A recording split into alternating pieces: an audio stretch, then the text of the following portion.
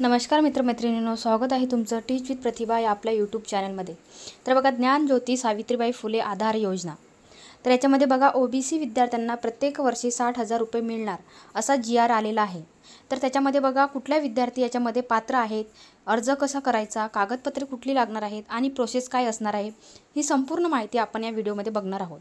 तत्पूर्वी चॅनलवर नवीन असणार त्यांनी चॅनलला सबस्क्राईब करा, बेल आयकन दाबायला विसरू नका, जेणेकरून जे आपण नवीन अपडेट टाकणार आहोत त्याचं नोटिफिकेशन तुम्हाला येणार आहे। चला तर बघूया आपण ज्ञानज्योती सावित्रीबाई फुले आधार योजनेचे काय वैशिष्ट्य आहे। तर बघा, याच्यामध्ये इतर मागास वर्ग, विमुक्त जाती, भटक्या जमाती, विशेष मागास उच्च शिक्षण घेणाऱ्या विद्यार्थ्यांसाठी ज्ञानज्योती सावित्रीबाई फुले आधार योजना लागू करण्याबाबत। तर याच्यामध्ये बघा, वसतिगृहात प्रवेश न मिळालेल्या विद्यार्थ्यांना वार्षिक खर्चासाठी अनुदान देण्याबाबत राबविण्यात येणाऱ्या आदिवासी विकास विभागाच्या पंडित दीनदयाळ उपाध्याय स्वयं सामाजिक न्याय विभागाच्या डॉ. बाबासाहेब आंबेडकर स्व आधार योजनेच्या धर्तीवर मागास वर्ग, विमुक्त, भटक्या जमाती, विशेष मागास प्रवर्ग योजना सुरू करण्यात। तर इथं बघा, महत्त्वाचा मुद्दा, भटक्या जमाती क्रमांक प्रवर्गातील धनगर समाजाचे विद्यार्थी वगळून विशेष म्हणजे मागास प्रवर्गातील उच्च शिक्षण घेणाऱ्या विद्यार्थ्यांना प्रति जिल्हा 600 प्रमाणे एकूण 21,600 विद्यार्थ्यांकरिता ही ज्ञानज्योती सावित्रीबाई फुले स्व आधार योजना राबविण्यास मान्यता दिलेली। इथं तुम्हाला कशा प्रकारे ते 60,000 रुपये प्रत्येक वर्षांना भेटणार आहेत।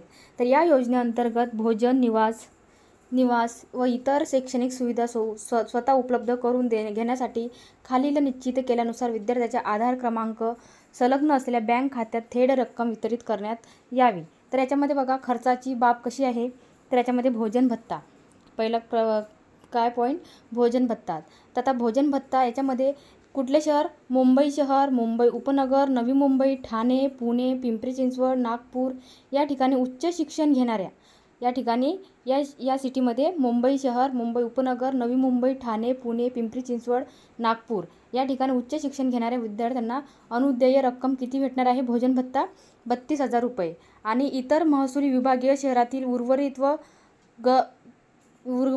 वर्ग महानगरपालिका क्षेत्रामध्ये उच्च शिक्षण घेणाऱ्या विद्यार्थ्यांसाठी अनुदेय भोजन भत्ता किती मिळणार आहे, 28,000 रुपये। आणि इतर जिल्ह्याच्या ठिकाणी म्हणजे जिल्ह्याच्या ठिकाणी जे उच्च शिक्षण घेणाऱ्या विद्यार्थ्यांसाठी त्यांना 25,000 अशा प्रकारे हा क्रायटेरिया आहे।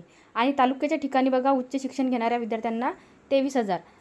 आणि इथं बघा, निवास भत्ता मुंबई शहर या उच्च ठिकाणी किती भेटणार आहे, 20,000 निवास भत्ता। इतर महसुली विभागीय शहरामध्ये 15,000 आणि इतर जिल्ह्याच्या ठिकाणी 12,000 आणि तालुक्याच्या ठिकाणी 10,000 भत्ता असा मिळणार आहे। आणि निर्वाह भत्ता बघा, इथं मुंबई शहर, मुंबई उपनगर, नवी मुंबई या ठिकाणी 8,000 निर्वाह भत्ता मिळणार आहे विद्यार्थ्यांना। जे विद्यार्थी इतर महसूल विभागीय शहरात आहेत त्यांना 8,000 निर्वाह भत्ता। आणि जिल्ह्याच्या ठिकाणी जे विद्यार्थी उच्च शिक्षण घेत आहेत त्यांच्यासाठी 6,000 रुपये आणि तालुक्याच्या ठिकाणी जे विद्यार्थी शिक्षण घेत आहेत त्यांना 5,000। तर अशा प्रकारे विद्यार्थ्यांना इथं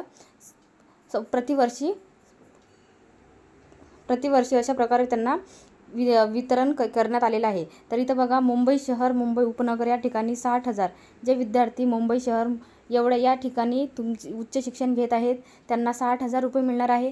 आणि इतर जे महसूल विभागीय शहरातील व उर्वरित वर्ग महानगरपालिका क्षेत्रामध्ये उच्च शिक्षण घेत आहेत ते विद्यार्थी त्यांना या ठिकाणी 51,000 मिळणार आहे। आणि जिल्ह्याच्या ठिकाणी जे विद्यार्थी उच्च शिक्षण घेत आहेत त्यांना 43,000 मिळणार आहे।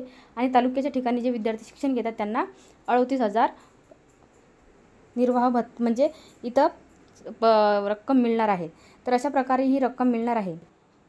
तर बघा, इथं पात्रता कशी दिलेली आहे, मूलभूत पात्रता। तर याच्यामध्ये बघा, विद्यार्थी वसतिगृह प्रवेशास पात्र असावा, म्हणजे वसतिगृहात तो राहणारा असावा। विद्यार्थी महाराष्ट्र राज्याचा रहिवासी असावा, महाराष्ट्र राज्याचा तो रहिवासी पाहिजे।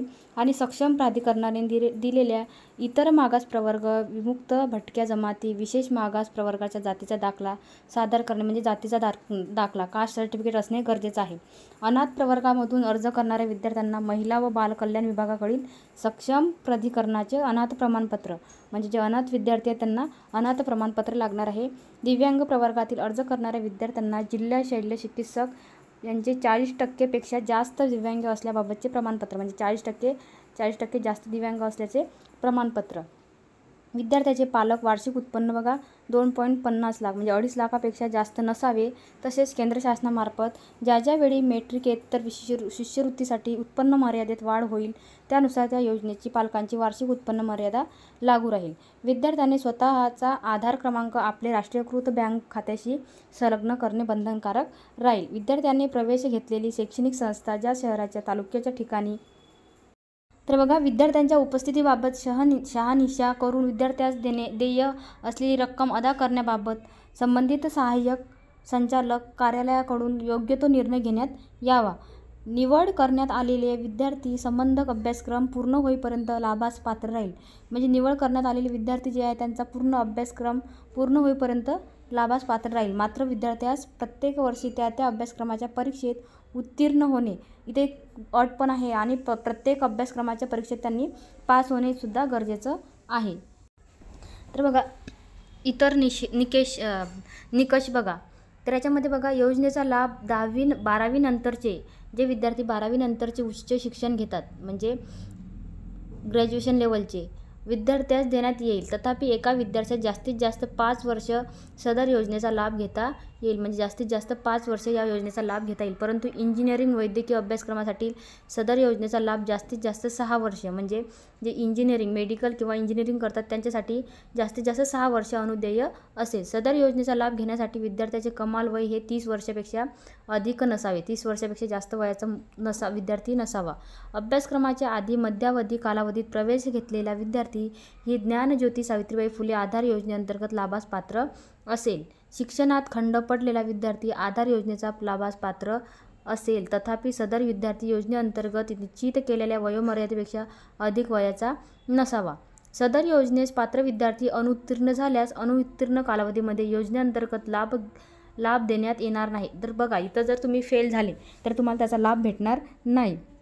उत्तीर्ण झाल्यानंतर असा विद्यार्थी लाभास पुढे पात्र राहील. तथापि उपरोक्त 5 वर्षाचा कालावधी विचारात घेताना उत्तीर्ण व अनुत्तीर्ण असे दोन्ही कालावधीची गणना करण्यात येईल. सदर योजनेअंतर्गत 2024-25 करिता प्रथम वर्षात प्रवेश घेतलेल्या 150 विद्यार्थ्यांना अशा प्रकारे इथं बघा इतर निकष दिलेले आहेत. तर याचंही सर्व तुम्हाला PDF आपलं टीच विथ प्रतिभा टेलिग्राम चॅनल आहे याच्यावर मिळून जाणार आहे. तर अशा प्रकारे तुम्ही त्याचा लाभ घेऊ शकता.